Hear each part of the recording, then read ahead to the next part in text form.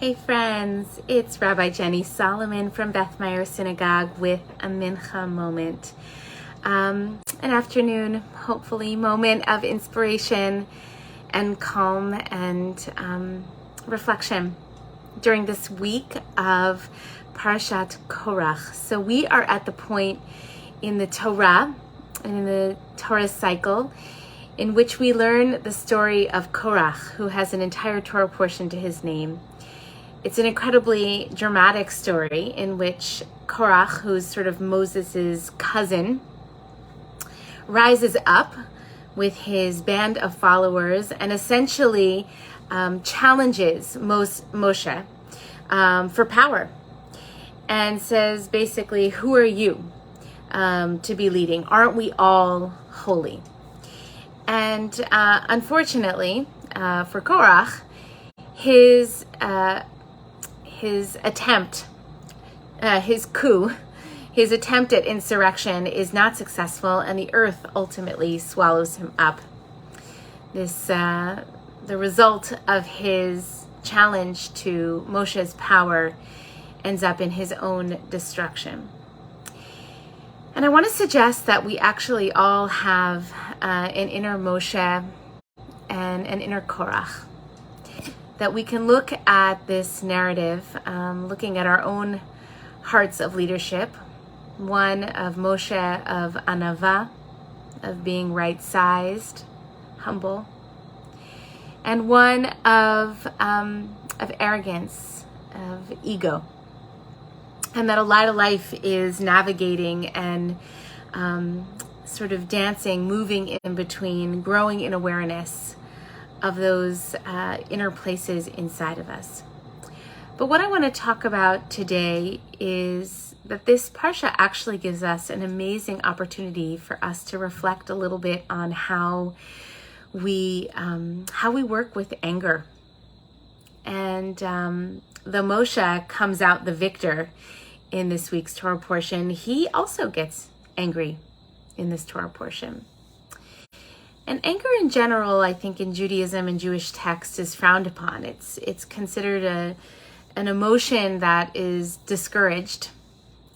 And yet it is part of the human experience. And even our great teacher, Moshe, had experiences with anger. And so the question, I think, is really not whether to get angry. We all do, myself included. But it's about how do we use anger skillfully.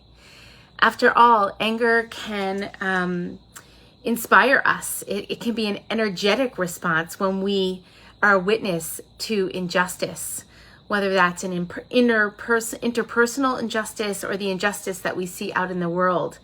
Our righteous indignation can actually be the fuel, the energetic response that helps bring about positive change and healing. Or we can turn that anger on ourselves or on other people in really destructive ways.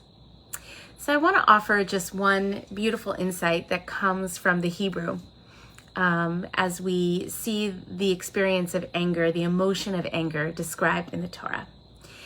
So one of the ways that anger gets expressed in the Torah is this idea of being erech apayim. Erech apayim, literally long-nosed. Excuse me. Erech apayim is being long-nosed. That is the opposite of anger.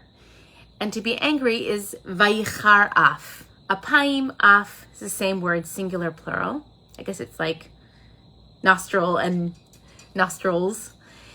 Vayichar af is to literally to inflame the nose, right? You could picture oftentimes like in graphic fiction when somebody's angry, right? There's like steam coming out of their nose that's inflamed.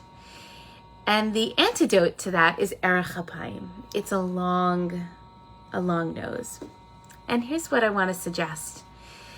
That we can discern skillful and healthy anger and unskillful and unhealthy anger through the breath. that when we anchor ourselves in the breath and we create that long nose, that pathway, we can resource ourselves. We can create enough space between the feeling and the response, between the match and the fuse, to really discern a wise response. And one of those responses can be to take action, to say something, to use our voices loudly. And one of those responses can also be to step back and to close our eyes and to breathe, to nurture ourselves.